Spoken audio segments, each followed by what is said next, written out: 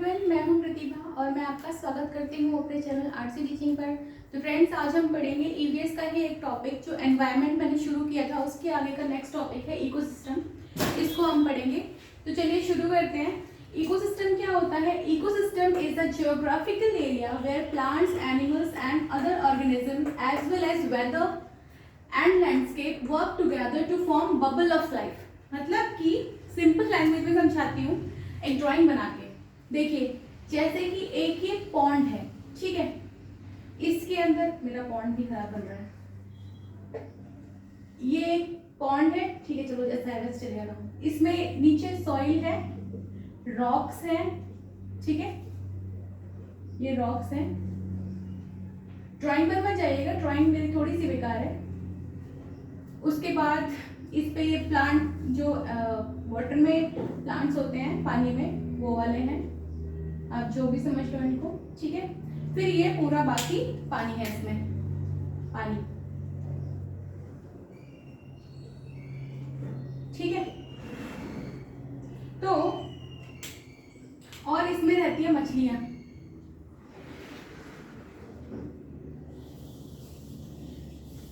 ठीक है, कई सारी रहती है, मैं बनाऊंगी सिर्फ 2, ठीक है। तो यहाँ पे है सन हमारा, यहाँ से लाइट मिल रही है इनको भी, ठीक है, सन लाइट मिल रही है, ठीक है। तो इसी को कंसिडर कर लेते हैं। ये एक पॉन्ड है जिसमें आपने कभी देखा किसी मछली को पॉन्ड से बाहर निकल के क्या बोलते हैं, अपनी कोई चीजें खरीदने जाने के लिए जैसे हम लोग जाते हैं? नहीं देखा होगा ना।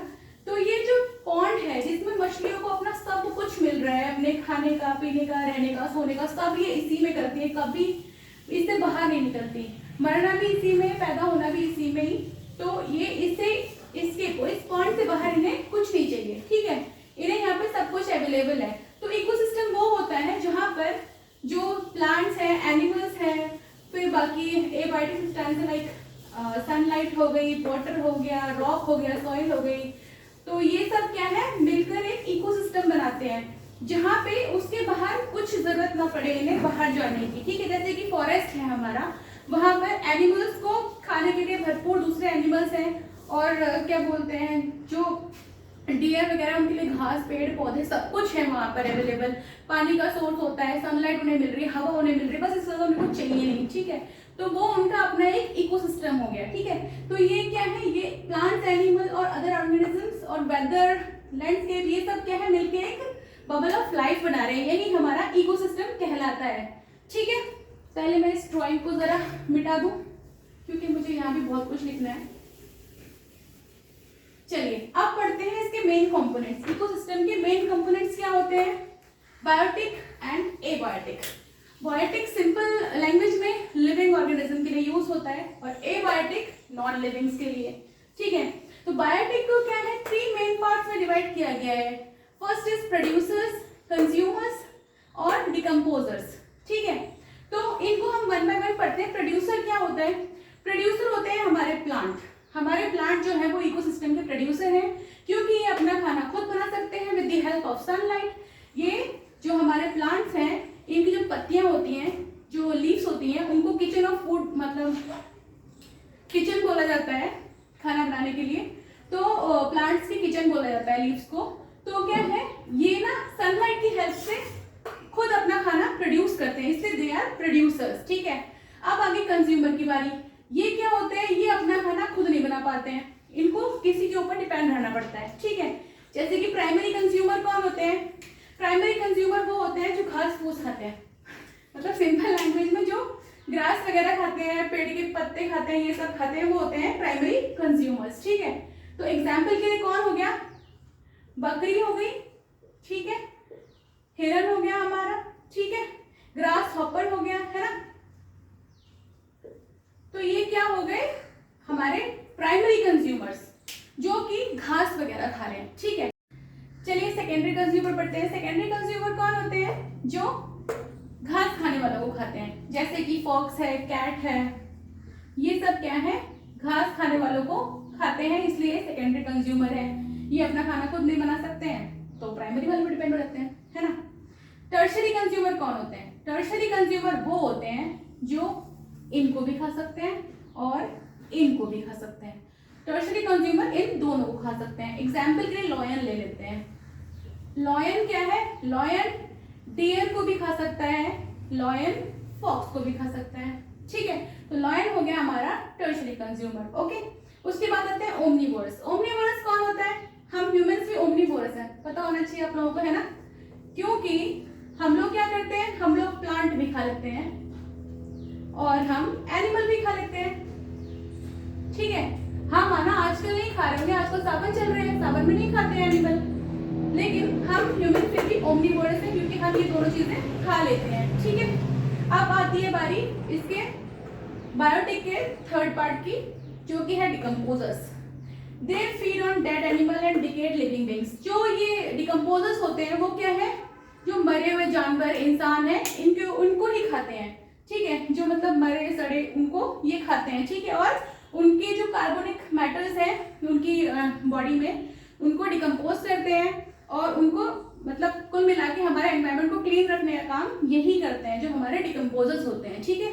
अब आती है बारी एबायोटिक की। एबायोटिक मतलब कि जो नॉन लिविंग है हमारा, जो हमारा इकोसिस्टम फॉर्म करता है, मैंने अभी आपको दिखाया था ना, जिसमें वाटर था, है ना, लैंड था, ठीक है।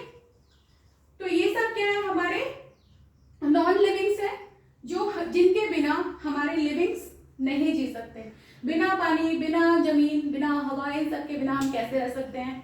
तो इसलिए एबायोटिक बायोटिक्स के लिए बहुत ज्यादा इंपॉर्टेंट है। इसमें नेक्स्ट टॉपिक रहेगा मेरा फूड चेन। तो चलिए शुरू करते हैं अपना next topic, food chain.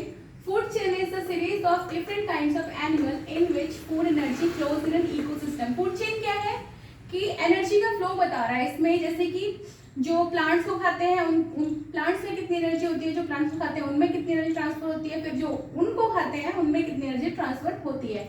Example के लिए वही है, प्लांट्स को कौन खाता है? ग्रास होपर को कौन खाता है? फ्रॉग्स को कौन खाता है? स्नेक्स, ठीक है।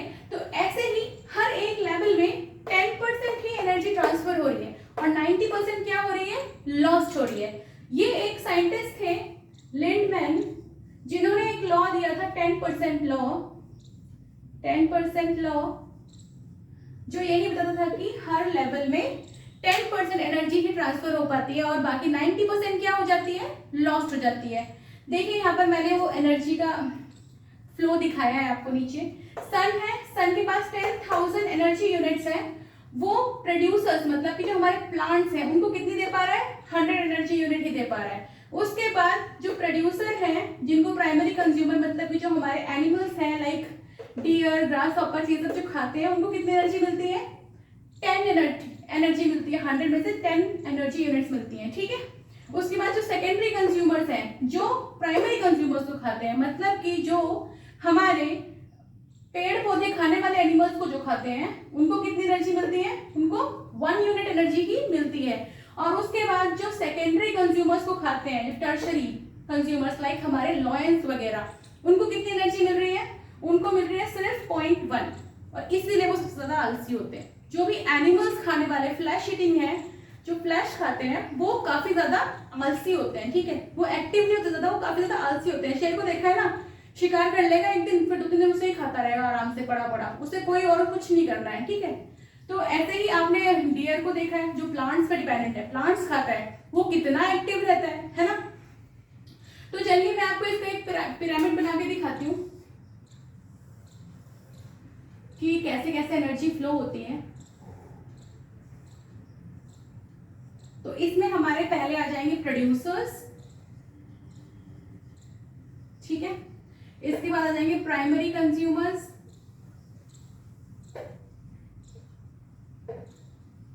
उसके बाद हमारे आएंगे सेकेंडरी कंज्यूमर्स,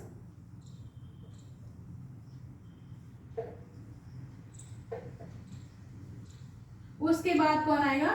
टर्शरी कंज्यूमर्स।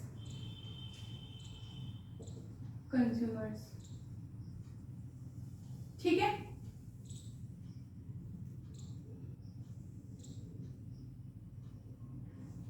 ये क्या है?